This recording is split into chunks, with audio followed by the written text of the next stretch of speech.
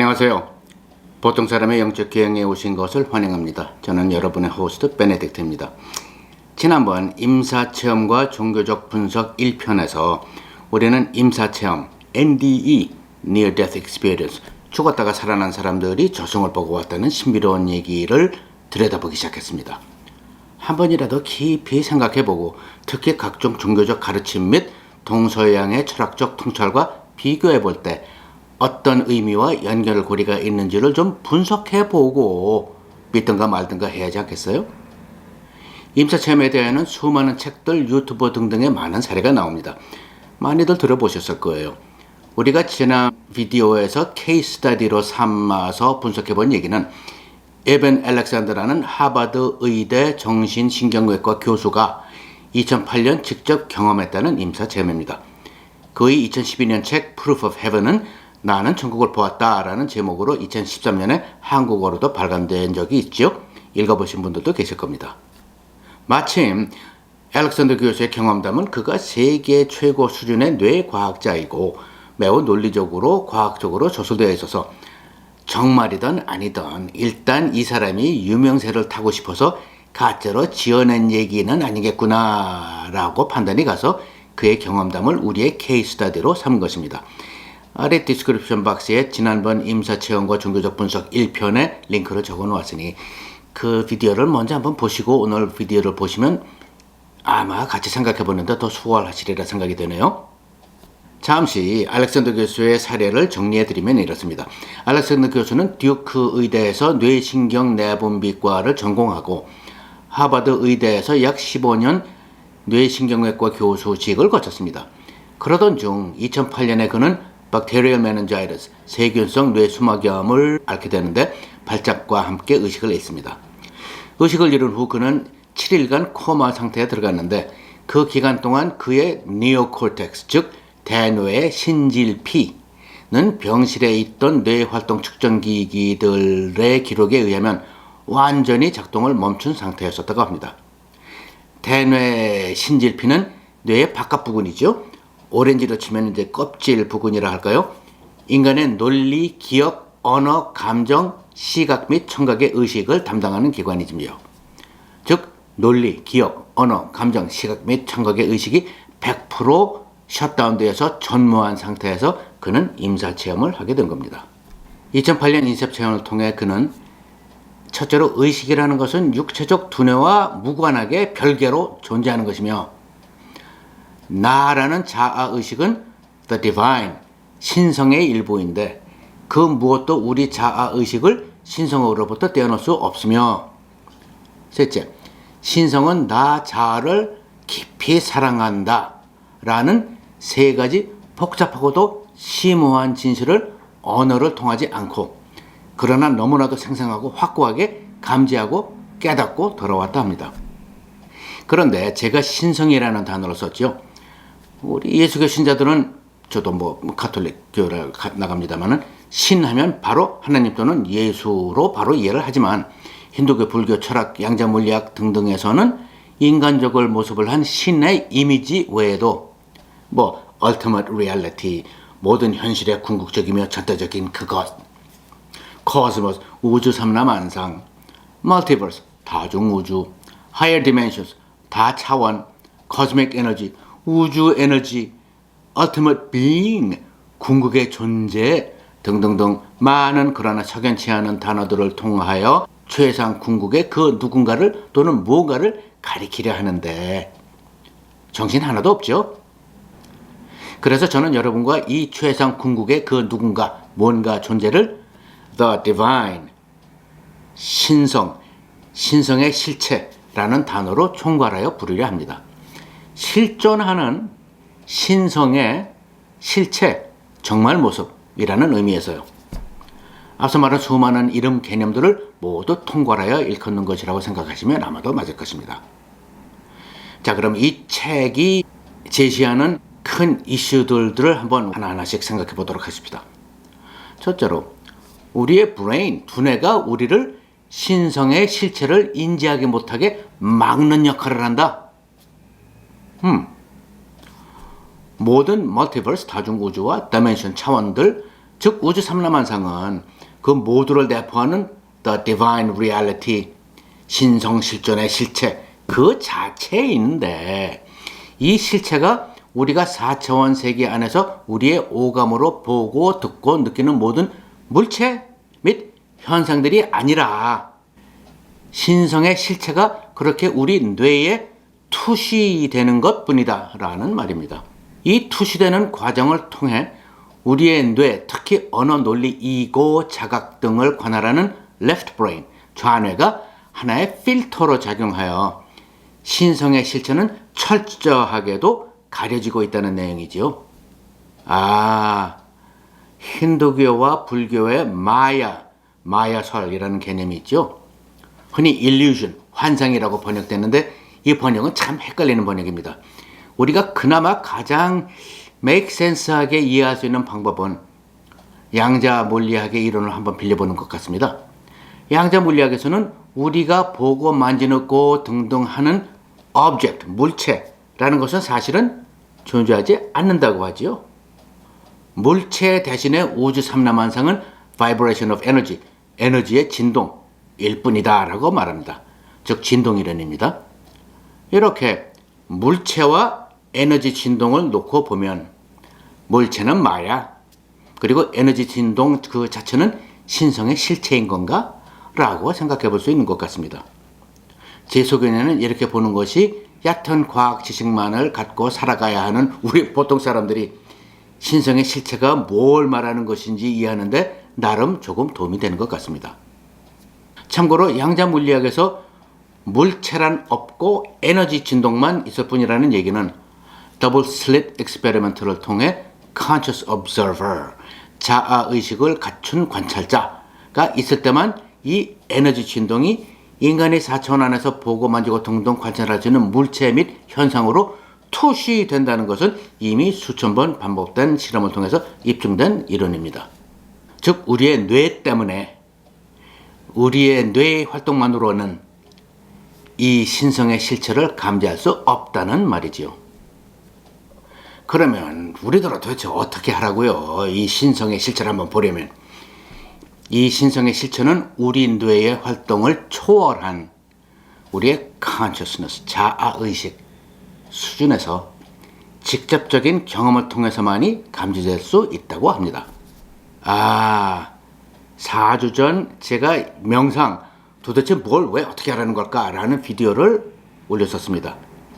그 비디오를 한번 보시면은 제가 지금 하려고 그러는 말이 금방 이해가 되시겠지만 명상이란 바로 고대로부터 현세까지 해탈 깨달음을 얻은 리시, 구루, 붓다, 고승들처럼 우리의 자아의식 깊은 곳으로 들어가서 우리 뇌로부터 해방되어서, 즉 오감, 논리, 언어, 감정들로부터 해방되어서 신성의 실체를 우리 자아의식이 직접 경험하게 함으로써 감지하는 방법이라는 말이 되네요.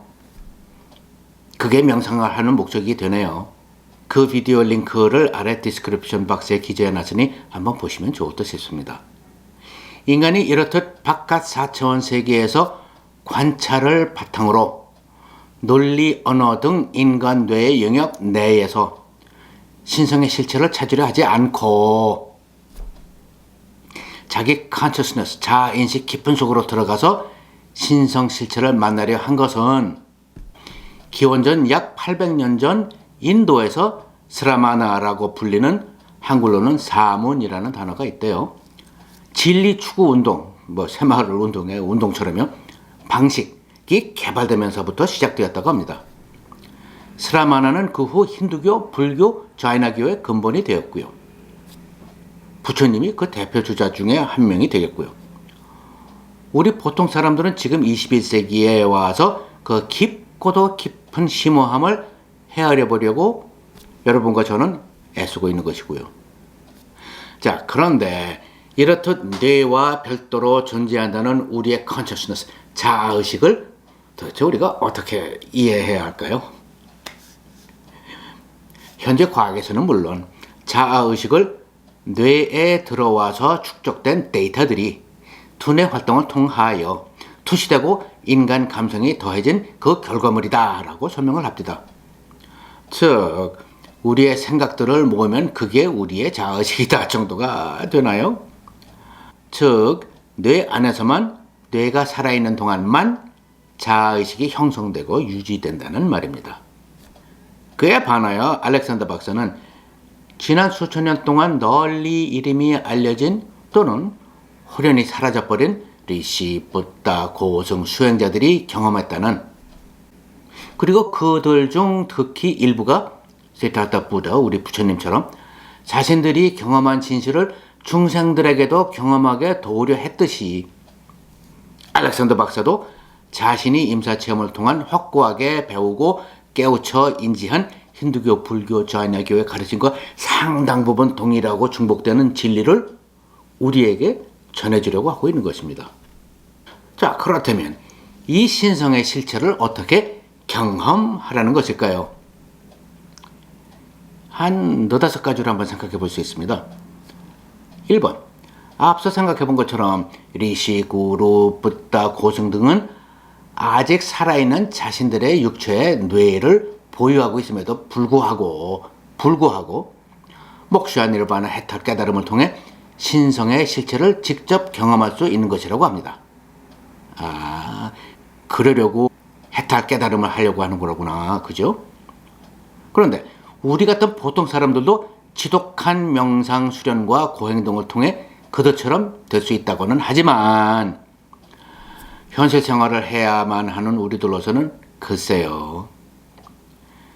역시 우리 주변의 불교만 봐도 중생이 해탈한다는 것이 너무 어려운 일 아니지 않습니까?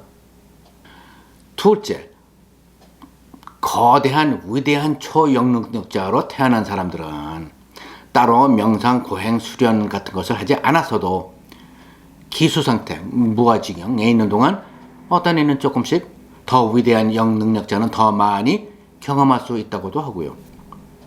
여러분 잘 아시는 노스트라다무스, 에드가 케이시, 실비아 브라운 등 같은 이들이 그 이해가 되겠지요. 맞는 것도 있고 틀린 것도 있고 하지만. 셋째, 우리 같은 보통 사람들도 죽어서 윤회선상의 일생 사이에 저승에 가 있는 동안 또는 알렉산더 박사처럼 임사체험을 통해서 뇌로부터 해방된 상태에서 경험할 수 있다고 하기는 합니다. 그렇다고 죽은 영혼들은 모두 다 해탈하는 것은 아닌 모양이고요.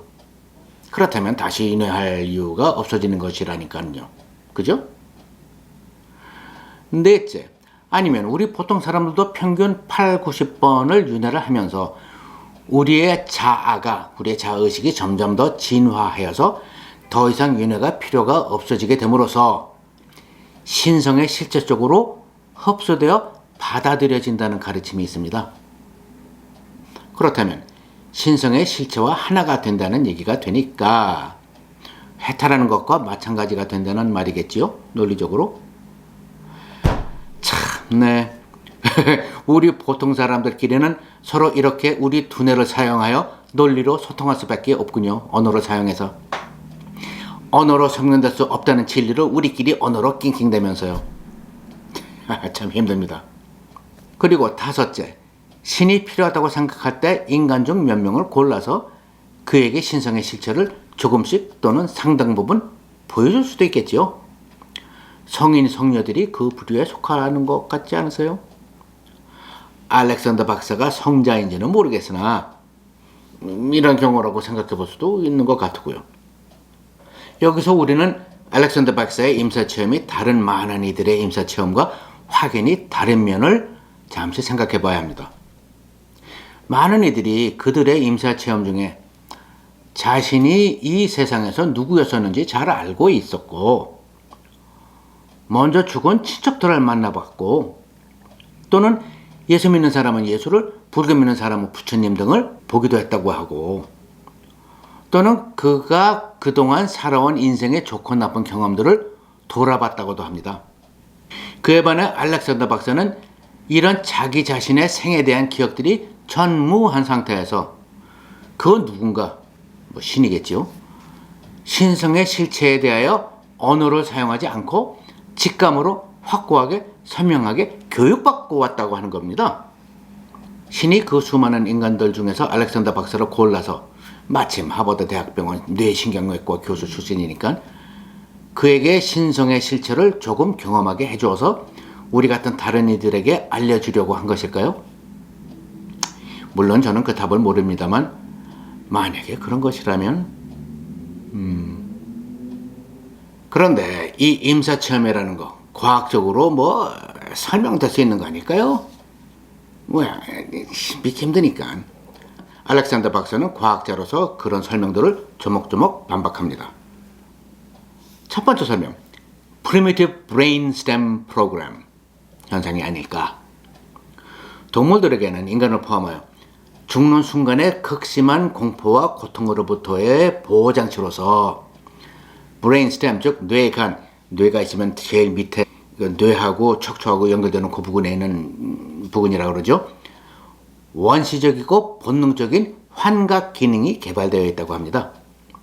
온몸에 불이 붙어 불에 다 죽는 순간, 물에 빠져 극도의 고통과 공황 속에서의 마지막 순간, 동물이 맹수에게 잡혀 아직 목숨이 붙어있는 상태로 뜯어먹혀 죽어가는 순간 등등 상황에 발동된다고 합니다. 그러나 A 박사는 이 설명이 자신의 임사체험에 적용되지 못하는 것이 그가 임사체험 중 얻은 통찰과 지식은 너무나 세부적이고 고차원적인 것이어서 뇌간 같은 뇌 조직 중 가장 원시적인 장기가 순간 그것을 형성해 준다는 것은 의학적으로 있을 수 없다는 말입니다. 나머지 뇌는 100% 작동 안 하고 있었으니까는요. 둘째, psychedelic vision, 환각 증상이 아니었을까? 마약 중독자들이 보는 환각처럼요. 알렉산더 박사야면은 이것은 의학적으로 불가능한 것이 임사체험 동안 그의 뇌 활동이 전무했었기 때문이라 합니다. 마약 먹고 환각을 볼 때에도 뇌가 막 그 환각을 만들어내는 것이니까는요. 세 번째, REM intrusion 아닐까? REM 수면 중에 뇌가 활발하게 꿈을 형성하는 활동을 하는데 이 활동을 당사자가 임사체험으로 인지했을 것 같다는 주장이겠죠. 이것 또한 의학적으로 불가능한 것이 임사체험 동안 그의 뇌 활동이 전무했었기 때문이라 합니다. 뇌가 살아있어야 꿈도 꾸는 거니까는요. 네 번째, 의학에서 말하는 DMT 덤프 아니었을까? 앞으로 우리도 함께 생각해 보시겠지만 우리 뇌의 깊숙한 곳에 pineal gland, 솔방울샘이 있습니다. 아마 들어보셨을 거예요. 매우 신비로운 현상을 유도하는 샘으로서 해탈, 깨달음, 차크라, 각종 요가 등등에서 언급되기도 하죠.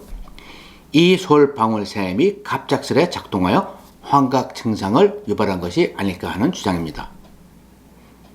알렉산더 박사에 의하면 이것 또한 의학적으로 불가능한 것이 임사체험 동안 그의 뇌 활동이 전무했었기 때문이라고 합니다. 뇌가 돌아가야 환각을 보든가 말든가 하니까는요. 다섯 번째, 코마로부터 깨어나는 순간 뇌의 리부트 현상 중에 나타난 환각이 아닐까. 컴퓨터가 리부트하는 것처럼요.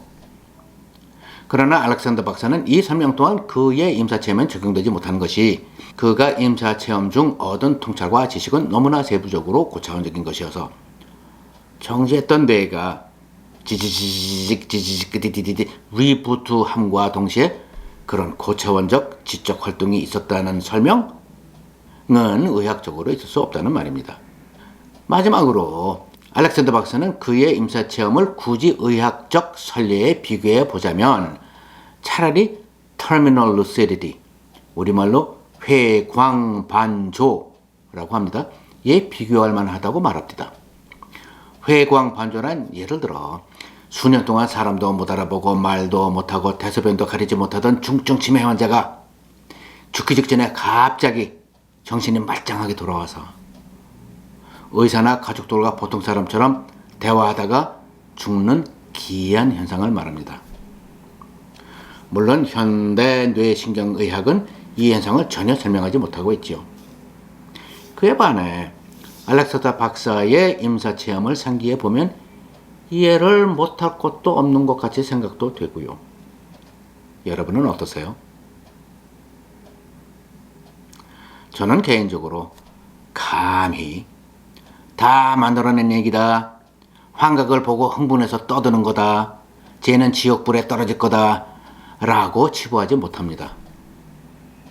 그렇다고 제가 직접 경험한 것도 아니니 이것이 진리다 라고 할 수도 물론 없고요. 어렵죠? 감사합니다. 다음에 뵙겠습니다.